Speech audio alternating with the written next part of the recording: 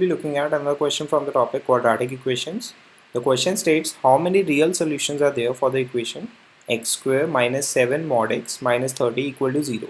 Pause the video, try it yourself, and in case you don't get it, then look at the solution.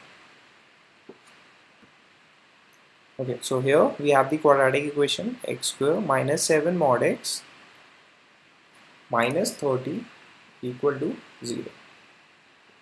Now we know for mod x is equal to x if x is greater or equal to 0 and minus x if x is less than 0.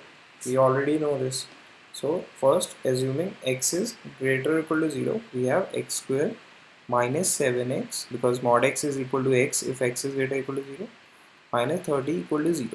Now we use the method of factorization to solve this quadratic equation. You can write it as this. So we take x common, we get x minus 10 plus 3 common from these two terms, again x minus 10 equal to 0. So we get x equal to minus 3 or 10. But we assume that x was greater or equal to 0.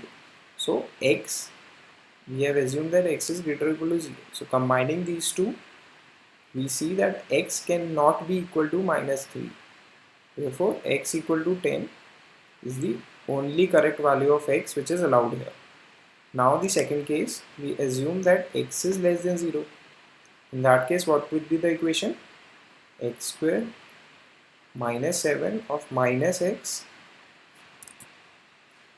and minus 30 equal to 0. This is x square plus 7x minus 30 equal to 0.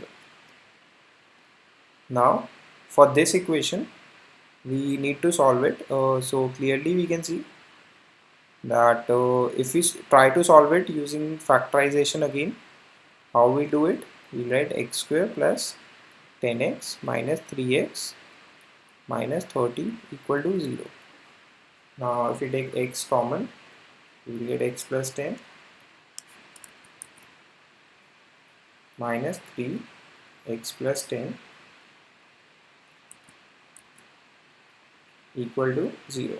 This is x minus 3 into x plus 10 equal to 0. So x is either equal to 3 or minus 10, but we assume that x is less than 0. So combining these two, we get x is not equal to 3, but x could be equal to minus 10. So we got one solution, x equal to minus 10, and the second solution, x equal to 10. So x equal to 10 or minus 10. So there are two possible values of x.